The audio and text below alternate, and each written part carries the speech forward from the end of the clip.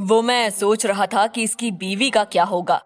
ये अगर इसी तरह लेट आता रहा तो उस बेचारी का जीवन सिर्फ उसके इंतजार में ही कट जाएगा। विशाल जी ने बहुत गंभीर तरीके से ये कहा था। इसके साथ ही टेबल पर मानो हंसी का फुव्वारा फूट पड़ा। सभी बहुत हंसे। हंसते हुए नीलम ने कहा, वही मैं सोच रही थी कि आप और चुप। बात कुछ हजम नहीं हो रही थी। तो जनाब मेरे बेटे की खिंचाई करने के बारे में सोच रहे थे, हाँ नहीं तो। विशाल जी हंस दिए। अभय के छोटे भाई अंशु और निशी भी हंस रहे थे।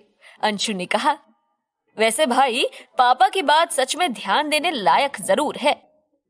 तभी नीलम ने गुस्से से उसे झिड़कते हुए कहा, बस अब मेरे बेटे को कोई कुछ नहीं बोलेगा। उनका गुस्सा देखकर सभी चुप और सीरियस हो गए। वो आगे बोली, जिसे देखो मेरे बेटे की खिंचाई करने में लग गया।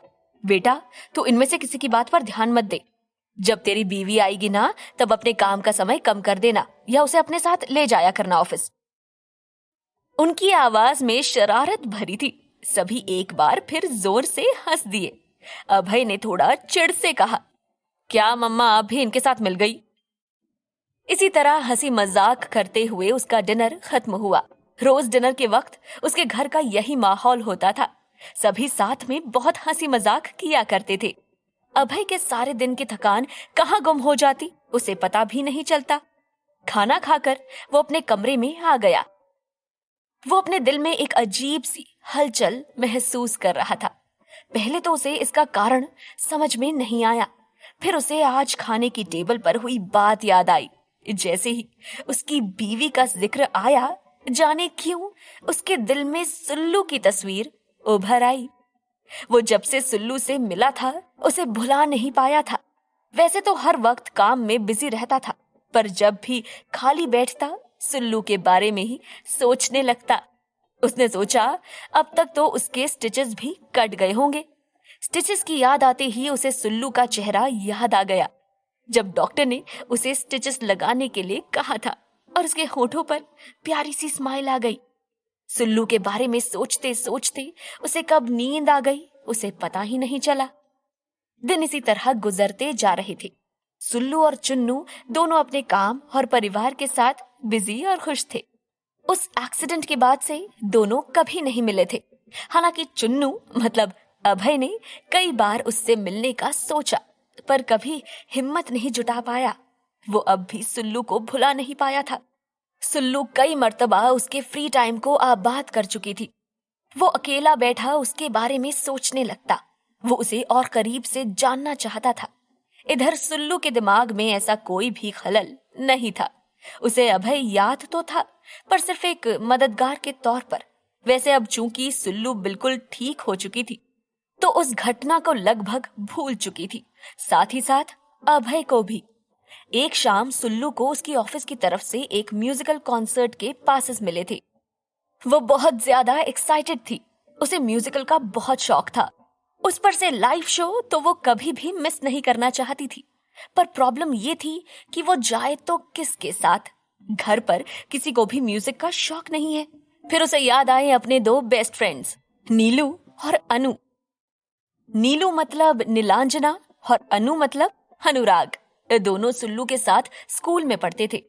तीनों की तिकड़ी पूरे स्कूल में फेमस थी। फिर सुल्लू ने फैशन डिजाइनिंग में एडमिशन ले लिया और नीलू और अनु ने एक साथ किसी दूसरे कॉलेज में। कॉलेज पास करते ही नीलू और अनु ने शादी कर ली। पर आज भी तीनों की दोस्ती वैसी की वैसी थी। उसमें कुछ भी नहीं बदला था। सुल्लू ने तुरंत अपना मोबाइल निकाला और नीलू का नंबर डायल कर दिया। फिर अचानक काट भी दिया। उसने सोचा उनके घर जाकर ही बताती हूँ, फिर वहीं से तीनों साथ निकल जाएंगे। हाँ यही ठीक रहेगा। वैसे भी बहुत दिन हो गए हम तीनों को एक साथ बाहर गए हुए। यही सब सोचते हुए वो ऑफिस से घर आई। आते ही वो जल्दी से तैयार हुई और अपनी मम्मी से बोली, मम्मा आज मैं नीलू के यहाँ जा रही हूँ। वहां से हम म्यूजिकल कॉन्सर्ट में जाएंगे। मुझे आने में थोड़ी देर हो जाएगी और हाँ मैं खाना उन दोनों के साथ ही खाऊंगी, ठीक है? ठीक है बेटा, अपना ध्यान रखना। और सुन, ज्यादा देर हो जाए तो नीलू के यहाँ ही रुक जाना। इतनी देर को अकेले आने की कोई जरूरत नहीं है। सुल्लू की मम्मी ने उससे कहा। Okay my dear mummy, as you say, bye. ये कहते हुए सुल्लू ने अपनी बाहें मम्मी के गले में डाल दी। उसकी मम्मी ने भी उसे प्यार किया। फिर वो घर से निकल गई। थोड़ी देर में उसकी स्कूटी नीलू के घर के सामने थी। नीलू और अनु दोनों एक ही कंपनी में जॉब करते थे और ये घर उन्हें उनकी कंपनी की तरफ से ही मिला था।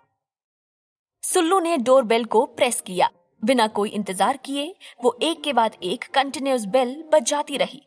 अंदर से एक जोरदार आवाज आई, बस कर मेरी माँ, खोल रहा हूँ दरवाजा। अन्नू ने हंसते हुए दरवाजा खोला। सुल्लू अंदर जाकर सोफे पर पालती मारकर बैठ गई। तुझ में बिल्कुल भी सब्र नहीं है ना? नीलू अंदर से आते हुए बोली। हाँ, नहीं है। फिर अन्नू की ओर देखते हुए बोली, तुझे कैसे पता चला कि मैं हूं? हाँ? सुल्लू ने पूछा। वो इतने प्यार से हमारे घर की बेल और कोई नहीं बजाता ना, इसीलिए। अन्नू ने हंसते हुए कहा। हाँ, वेरी फनी। सुल्लू ने मुंह बनाते हुए कहा। अन्नू बोला, चल चल अब रहने दे ये सब। तू ये बता कि आज ये सवारी इधर कैसे आई है, वो भी इतने दिनों के बाद।